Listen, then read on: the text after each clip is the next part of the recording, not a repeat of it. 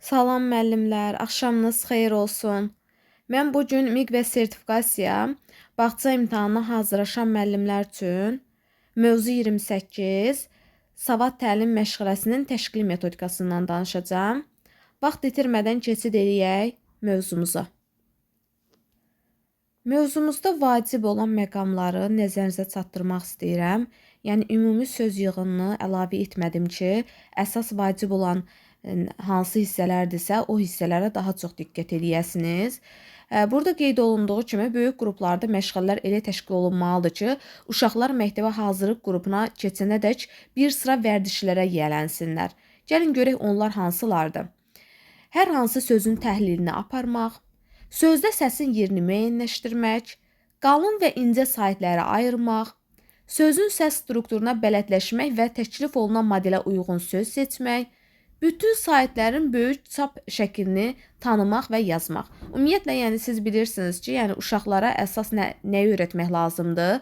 Çap formasını öyrətmək lazımdır. Yəni uşaqlar şəkillərin, yəni saitlərin, samitlərin, ümumiyyətlə hərflərin çap formasını bilməli və o formada da yazmalıdır. Düzdür, indi hazırda yəni artıq çapdan yox, daha çox əl yazısı yazdırılır, amma ümumi, yəni metodik cəhətdən daha uyğun şəkil, yəni onlara hər şeyin çap formasını göstərmək, yəni öyrətmək və yazdırmaqdır. Daha sonra məktəbəqədər dövrdə oxu təlimində iki cür yanaşma mümkündür. Yəni biz oxu təliminə iki cür yanaşa bilərik. Birincisi, səsləri və onları ifadə edən hərfləri eyni vaxtda öyrənməklə qısa müddətdə uşaqları sadə hecalarla oxu vərdişi aşılamaq və uşaqlara dil gerçəkliklərini məktəbdə fonetika və morfologiya məşğələlərində öyrədiləcək gerçəklikləri mənimsətdikdən sonra təmiz praktik vəzifələrin yerinə yetirilməsinə, yəni oxumaq vərdişlərinin öyrədilməsinə başlamaq. Bu yol şübhəsiz uzun və çətindir. Təbii ki, bu prosesdə yəni ikinci yola daha çox üstünlük verirlər. Burada da əsas məsələ uşağın dil inkişaf prosesinə və nitq fəaliyyətinə yeni münasibətlərin formalaşmasına yönəlir ki, yəni uşaqlarda əqli fəaliyyətin mürəkkəb forması öyrədilir. Yəni burada təhlil etmə vasitəsilə müqayisə aparmaq, dil gerçəklərinin müxtəlif parametrlər arasında münasibətləri araşdırma kimi vərdişlər yaranır. Daha sonra bizim savad təlimində daha çox diqqət etdiyimiz məqam Elkoninin dilin səs materiyası haqqında olan belə deyək də fikirləridir. Yəni o qeyd edir ki, oxu təliminin əsas məzmunu dilin səs materiyasına ayırmışdı və o oxu üzrə, yəni metodu 3 mərhələyə bölübdü. Bunlar hansılardır? Demək, birinci mərhələdə sözün səs təhlilinin formalaşması və dilin fonem səs sisteminə ümumi bələdləşmə mərhələsidir. Yəni, sözlərin səs təhlilini aparılmasını nəzərdə tutur. İkinci mərhələ sait fonemlər sisteminin mənimsənilməsi, yəni onların hərflərlə ifadə olunması, sait hərflərlə və fonemlərlə ümumi bələdləşmə mərhələsi. Birinci ümumilikdə, yəni səs belə deyək də təhlilini nəzərdə tutur. İkincində artıq sait fonemlər sisteminin mənimsəməsi və onların belə deyək də onlara ümumi bələdləşməni nəzərdə tutdu. Üçüncüdə isə samit fonemlər sisteminin mənimsənilməsi və onların hərflərlə ifadə olunması və oxunun səs mexanizminin mənimsəməsi mərhələsidir. Yəni ümumilikdə, yəni uşağın belə deyək də oxu sistemini formalaşdırmaqdan ötürü, oxu metodunu formalaşdırmaqdan ötürü 3 mərhələdən keçməsini nəzərdə tutur ki, yəni biz bunlara hər birini ayrı-ayrı da öyrətsək, uşaq daha yaxşı, yəni mənimsəmiş olar. Daha sonra gəlirik Jurovaya. Gəlin görək, bunlar ümumiyyətlə testdə düşür. Baxın, bu Elkoninin oxu üçün, yəni 3 mərhələsi. Bir də ki, bu Jurova. Yəni bunlar testlərdə düşür. Biz özümüz də salırıq. Ümumən də imtahanda testdə düşə bilər. Çünki mən bu PDF-də lazım olan məqamları qeyd etmişəm. Bu Jurovada eyni şəraitdə, eyni proqram üzrə 5-6 yaşlılara savad təlimini təşkil etmək üçün aşağıdakı parametrləri yoxlamışdı. Birinci səs təhlilini aparma bacarığı, ikinci əlifbanı bilmək, üçüncü oxunu bacarmaq. Bu Jurovanın belə deyək də mərhələləri də bir növ bu Elkoni ilə uyğun gəlir, yəni nisbətən uyğunluğu var, yəni. Onsuz yəni onlar əsas məqsəd nədir? Savad təlimini öyrətməkdir. Sadəcə hər kəs özünə məxsus şəkildə təkliflərini irəli sürür ki, yəni məsələn tutaq ki, bir alim qeyd edir ki, bu forma daha uyğundur. Yəni uşaqlara bu istiqamətdə getsək daha rahat şəkildə öyrədə bilərik. Digər alim də yəni öz istiqamətini qeyd edir ki, yəni uşağa hər hansı bir sözü öyrətmək üçün, savad təlimini öyrətmək üçün səs təlimini aparmaq lazımdır. Sonra da əlifbanı bilməlidir. Aydın məsələdir də, yəni uşaqlar savad təlimini öyrənən zamanı əlifbanı da bilməlidir. Daha sonra isə oxumağı bacarmaq. Yəni qeyd edir ki, səs təlimini bilməlidir, əlifbanı bilməlidir, oxumağı bacarmalıdır. Yəni bu artıq belə deyək də, onu bacarırsa demək ki, savad təlimini ümumi götürsək, yəni mənimsəmiş olur. Daha sonra burada ümumi bəzi fikirlər, yəni vermişəm ki, oxuya biləsiniz ki, yəni qeyd olunduğu kimi sözün səs cəhətinə düzgün münasibət 5 yaşında dayanır. Ümumiyyətlə uşaqların yəni 5 yaşı məktəbə hazırlıq dönəmidir ki, yəni sabah təlimdə məhz məktəbə hazırlıq dönəmində keçirilir. Yəni burada təbii ki, ən əsas məqamlardan biri də fonomatik eşitmədir. Yəni biz uşaqlarda bunu formalaşdırmaq istəyirik. Təbii ki, uşaqlar hər zaman müxtəlif səsləri ayırd edə bilir. Məsələn, ağacın, yarpağının səsi olsun, məsələn, yarpaqların xışıltısı olsun, suyun şırıltısı olsun, heyvanların səsi olsun. Yəni müxtəlif səslər var ki, təbiətdə bu səsləri ayırd edə bilir. Amma fonomatik səsi, yəni məsələn onları lap erkən yaşlarda ayırd edə bilirdisə, məsələn fonomatik səsi, yəni hərfləri, onların eşitməsini əvvəlki yaşlarda ayırd edə bilməz. Çünki yəni uşaqlar savad təliminə məhz 5 yaşında belə deyək də mənimsəyirlər ki, məhz 5 yaşında aparılır bu proses və ona görə də hərflərin eşidilməsi, fonomatik səs, fonomatik eşitmə, bunlar təbii ki 5 yaşında özünü göstərə bilər. Biz 1-2 yaşda uşaqdan fonomatik eşitmədən belə deyək də söhbət apara bilərik. Onlar eşidə bilər. Sadəcə olaraq onlar yəni təbiətdəki olan səsləri ayırd edə bilər. Amma əgər biz hərflərdən danışırıqsa, savad təlimindən danışırıqsa, bu daha çox yəni özünü məktəbə hazırlıq dönəmində göstərir. Məsələn, savad təliminə hazırlıq dövründə fonomatik eşitmənin inkişafına böyük yer ayrılır. Fonetik eşitmə üzrə iş düzgün təşkil etmək üçün tərbiyəçi Azərbaycan dilinin fonetik sistemini öyrənməlidir. Təbii ki, o Azərbaycan dilinin fonetik sistemini öyrəndikdə uşaqlara da bunu düzgün şəkildə mənimsətmiş olur. Daha sonra uşaq bağçası şəraitində uşaq körpəlik dövründən ana dilinin praktik şəkildə istifadə etməyə başlayır. Lakin o nitqin köməyi ilə həyata keçirdiyi qaydaları dərk etmir.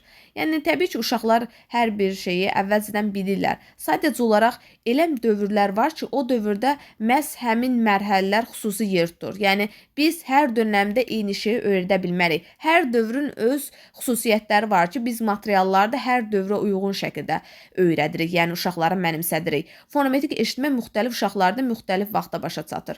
Məsələn, bunu nəzərə alaraq cümlə və ya söz üzərində təhlil tərkib işi il boyu aparılmalıdır. Bu arada qeyd edeyim ki, biz əgər hər hansı testlərdə də düşə bilər, qeyd oluna bilər ki, məktəbqədər dövrdə hansı metoddan, hansı işdən istifadə olunur. Yadınızda qalsın ki, bu təhlil tərkib işidir, yəni səs təhlil tərkib işidir və ya da ki, fonetik eşitmə biz yenə də onu, düzdür, bu bəzi ədəbiyyatlarda fonetik səs üzrə iş, yəni 2 yaş, 1 yaş qeyd olunur, amma mən burada artıq sabah təlimi dövründəki olan fonetik eşitməni nəzərdə tuturam. Daha sonra hər bir məşğələdə 3-5 sözdən ibarət cümlə sözlərə ayrılır, sözlər ayrı və yeri ardıcılığı xəbər alınmalıdır. Burada artıq nədir? Savad təlimi üzrə işin belə deyək də praktik cəhətdən, yəni yoludur. Daha sonra oxu belə deyək də texnikasından yiyələnmək üçün müxtəlif sxemlərdən də istifadə olunur ki, bu təbii ki, yəni əvvəlki dövrlərdə də qeyd olunsa da, müasir dövrdə də, yəni kitablarda, yəni öz əksini tapır. Məsələn, hər hansı bir cümlədir, onun belə deyək də sxemə uyğun olub olmadığını müəyyən edir. Hər sxemə uyğun şəkildə sözlər yazılır və uşaqlar da gəlib o sözləri, yəni həmin o sxemə uyğun şəkildə təşkil edirlər. Daha sonra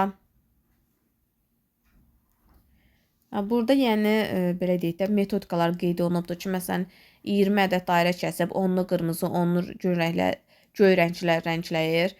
Yəni qırmızı dairə uzanan, göy dairə uzanmayan səslər ifadə edir. Yəni burada müxtəlif metodlardan, yəni istifadə edərək uşaqlara uzanan və ya uzanmayan, sait, samit kimi belə deyək də hərflər üzərində belə deyək də ilkin anlayışlar vermək mümkündür.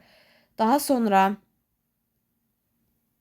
yəni biz ümumiyyətlə savad təlimində səs təhlil tərkib metodundan istifadə edirik ki, yəni yadınızda qalsın, əgər testlərdə düşüb eləsə, yəni söhbət yəni səs təhlil tərkib metodundan gedir ki, burada yəni əsas məsələ eşitmə qavrayışına, sözün səs təhlilinə istinad edir. Bu isə fonetik eşitmənin yüksək inkişaf səviyyəsini, başqa sözlə şifahi nitqin təhlilini qavramaq, dinləmək və cümləni sözlərə, sözləri hecalara, hecaları səslərə ayırmaq, səslərdən heca, hecalardan söz, sözlərdən cümlə əmələ gətirmə qabiliyyətini inkişaf etdirir.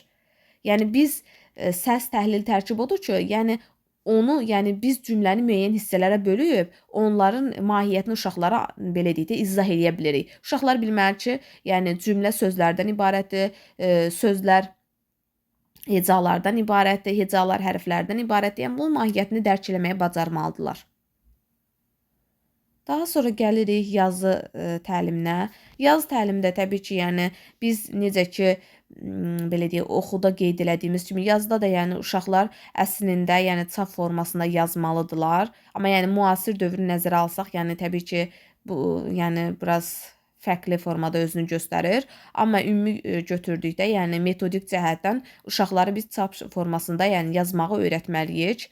Yəni burada da artıq yəni o uşağın belə deyək də yazıya alışdırmaqdan ötürü vacib olan məqam nədir? Kiçik motorikanın inkişaf etdirilməsidir. Düşünürəm ki, uşaqları məktəbə hazırlığa qədər biz yəni o metodikaları uşaqlara tətbiq edirik. Hansı ki, karandaşı necə tutmaq lazımdır, qələmi necə tutmaq lazımdır, fırçanı necə tutmaq lazımdır.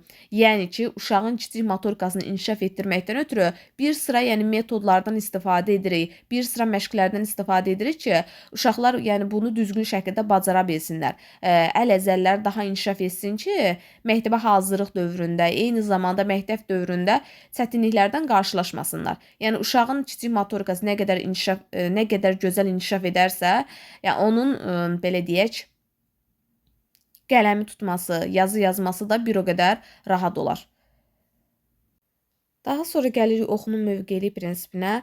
Yəni adı üstündə burada yəni müəyyən ardıcıllıq olmalıdır, müəyyən bir sistem olmalıdır, bir-birindən əlaqəli olmalıdır. Biz hər hansı sözü tələffüz edən zamanı digərinə keçməmiş, yəni digər hecaya keçməmiş əvvəlcə birincini deyirik, daha sonra isə növbəti söz deyirik məsələn. Burada yəni bir-birindən ahəng yaradır. Birincini deməmiş növbəti hissəyə keçmirik. Yəni birinci hərfi deyirik, daha sonra ikinci. Yəni müəyyən belə deyək də ardıcıllıqla sözü tələffüz etməyə başlayırıq. Daha sonra burada da yəni metodikalar qeyd olunubdur. Yəni o metodikalara baxsanız görəcəksiniz nə demək istədiyimi. Baxın burada təyyarə sözünü burada təhlil edibdir. Yəni ardıcıl şəkildə olmağını qeyd edibdir ki, yəni burada necə tələffüz olunur. Belə müəllimlər, ümid edirəm ki, hər şey sizin üçün aydın oldu. Əgər hər hansı qaranlıq qalan məqam olsa, şərh bölməsinə yazıb soruşmağı unutmayın. Sağ olun, özünüzə yaxşı baxın.